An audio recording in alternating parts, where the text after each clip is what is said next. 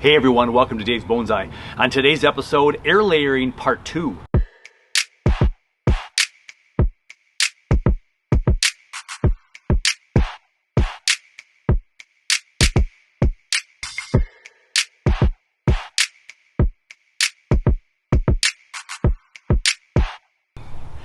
What I have here is an Amur maple that was dug up this year in late March, early April, and put into this big box that I had with another project I did.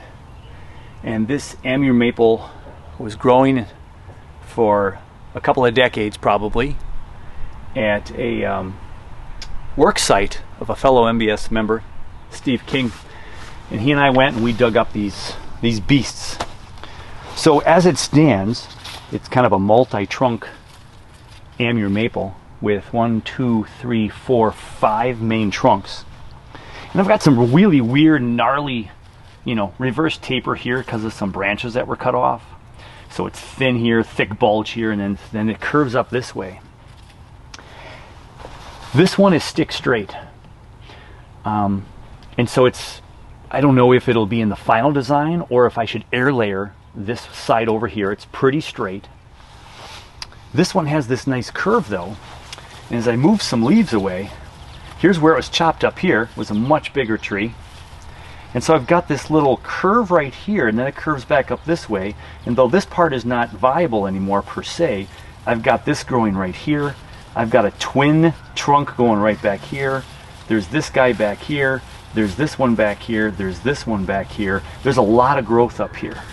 Now that's going to make this area real thick. So here's another big thick branch right here that's got to come off. But there's a branch growing down here.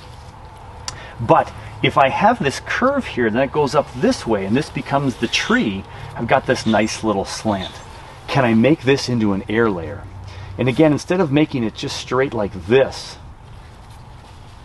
I would make the air layer more at an angle this way. So I have a wider nabari when you plant this thing at an angle, because it would be planted kind of at this angle. Now I have this branch growing right out here and nothing else around this whole section. So this right here, I probably would put the air layer right below that, right here, if I could. Then I've got this curve and it's going to come up here. And this would hug the ground. And then this branch right here might create a little bit of root structure. Milo has come to say hi.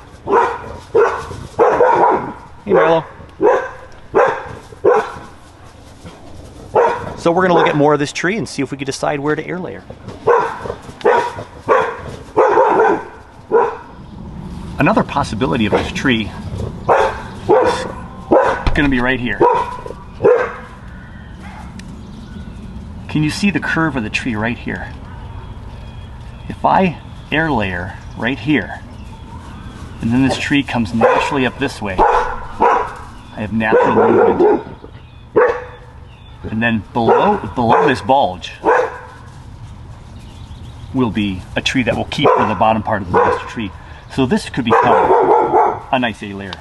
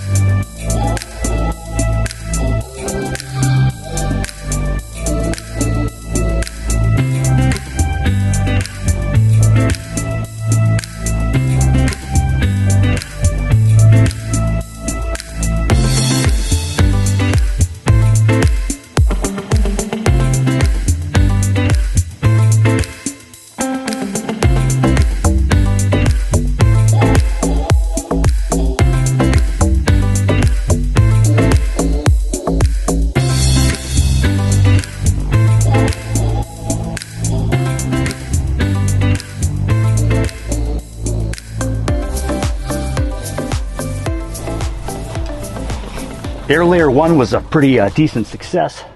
I got it snug to the branch right here, kind of where it curves up here, goes this way, and then the tree comes up this way. We'll see. I have the angle of the cut of the bark, so it's in there. We got some extra saran wrap to hold some of that sphagnum peat moss on top, the soil inside. Everything seems to be pretty solid on number 1.